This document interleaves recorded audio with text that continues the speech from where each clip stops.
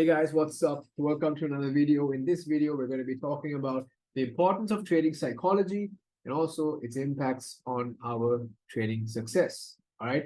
So when it comes to trading psychology, as we all know, it's extremely important. We know that any damn strategy can work and it will work if we have the right trading psychology in mind. Now you can have someone that's a teacher and you can have someone that's both a teacher and or let's say rather he's both an analyst and a trader, while you can have another one that's just an analyst, right? So we have two types of people in this industry, right?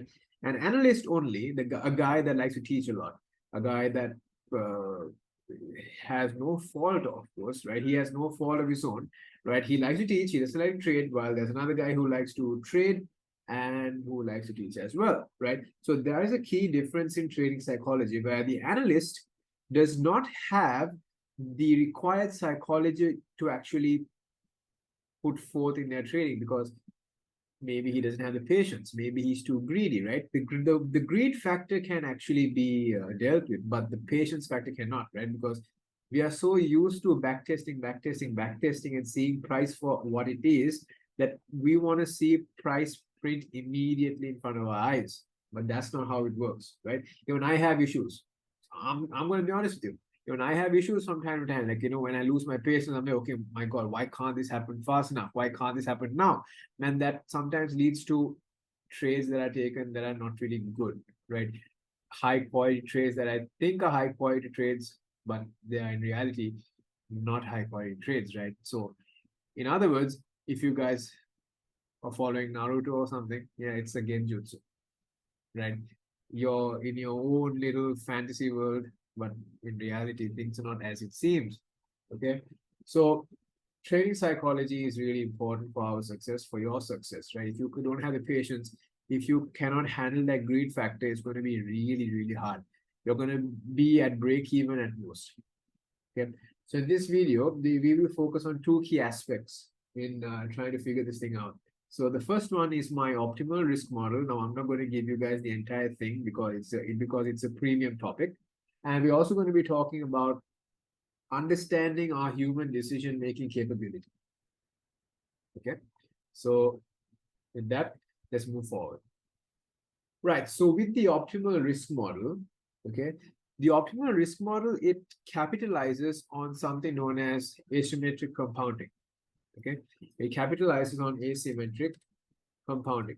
With asymmetric compounding, what we're able to do is we are able to minimize our losses while maximizing our profits, right? And this cannot just be done with any normal asymmetric compounding, right? You must apply conditions on asymmetric compounding, and that is what I did as my final year thesis in my university project, right before I graduated. So with asymmetric compounding, okay, what we're doing is we are actually selecting a base risk percentage, right? So we are selecting a base risk percentage, and that base risk percentage is what you're always going to be risking on your first trade. So let's assume it's let's just say 1%.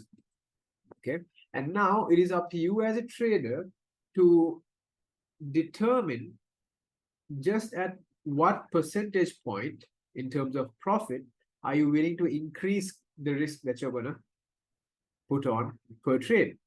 Okay, so I would say maybe if you get 4R, right? If you make 4R, in the next trade you want to risk 2%.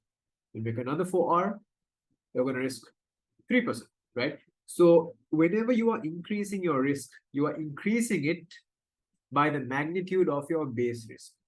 Okay, so the optimal risk model, what it does is it takes advantage of winning streaks, or let's just say win streaks.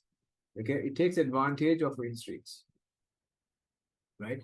If you win 2 trades in a row, risking 1%, making 4R, you make how much? 8%. 2 trades in a row, right? You make 8%. So now that qualifies you to actually take another trade, or maybe the next trade that you take, it qualifies you to increase your risk by 1%. Okay. If you do win the next trade, let's say the next trade you make 8% again, because 2% into 4R is 8%. And now you are up by 16%. Okay. And that allows you to further increase your risk by another 1% to 3%. Okay, and if you win the next trade also, you make 12%. And now you have a total of how much? You have a total of 28%. Okay, all right. So from this point, from the 28% point, from the 3% risk, right? If you keep on winning your trades up to the point in which you can risk the highest possible risk that you can risk, you're going to go back to 1%. This way, if you now lose the next trade, you are left with 27%. And you are not going to increase your risk until you have a win streak. And by win streak, I mean until you win 2 or more trades with 4 or more R. Okay, that is how you are going to be using the optimal risk model. Okay, that is exactly how you're going to be using the optimal risk model. And here is how your profit curve or your equity curve should look like if you use the optimal risk model effectively and optimally, by taking into consideration the fact that you are following your rules, you're executing trades in the correct time of day, and all of that jazz. This is how your equity curve should look like.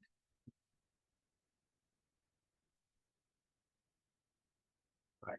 So what you're going to do now, right? If you are going to apply this methodology, what you have to do is you have to talk to yourself. You have to internalize. You have to do some self-reflection and calculate and determine the base risk that you are willing to risk per trade. So it's based on your risk tolerance. Okay. So next up, what we're going to do is we're going to discuss about the understanding of human decision-making capabilities in trading.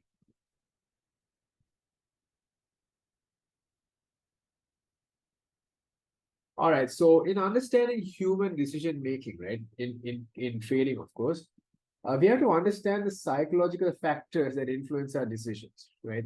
Every day, every time that we look at the chart, every time we are looking at the candles, every time we see printing going up, going down, every small little gyration of price, we have a lot of things driving us. It's like something in our head turning, gears turning in our head, right? Well, that's greed, that's fear, that's a fear of missing out, and every single thing that you can find in a psychology book. I'm telling you. Okay. But the most important psychological aspect of things is the fear of missing out and the greed. Okay. The fear of missing out is very easy. Right. The fear of missing out is very, very, very easy to overcome. Right. Because you are afraid of missing out on a trade that has just started displacing in your direction. Right. But we have to understand that if you missed a buy, right? If you missed a buy, okay. If you missed a buy, let me use a live price action example, right? Okay, let's assume you missed this buy. Price is going up. All you have to do is take a Fibonacci, anchor it to the leading range low, to the current high, and all you have to do is just talk to yourself, reflect on the fact that price must come into discount pricing to go higher. Okay, price must get into discount pricing to go higher. Now let's assume you missed this entire move up, this entire thing, you missed it, right? Okay, take your fib, do that. What's happening? Okay, I want to buy at discount. You did not miss the move. Wait for price to come to discount. There you go. That's your long. And until that, you now have a new opportunity, and that is to go short. Okay, and you can, if you have the fear of missing out on the short as well, simply put, drag the fib. Okay, grab the fib, do that, watch price come into the 50, and it's in premium temporarily, go short. Okay, that is the only way you are able to actually overcome the fear of missing out. Okay, and once you understand that, you are able to make the first trading decision for the day. Okay, once you understand that, okay, displacement is not really displacement until it comes into proper pricing, until it comes into proper valuation of price. Okay, price can literally go all the way down here, right? Price can literally come all the way down here. Okay, and even if it displaces really far away, okay, take the fib, drag it all the way down, you now have a new reference point for premium.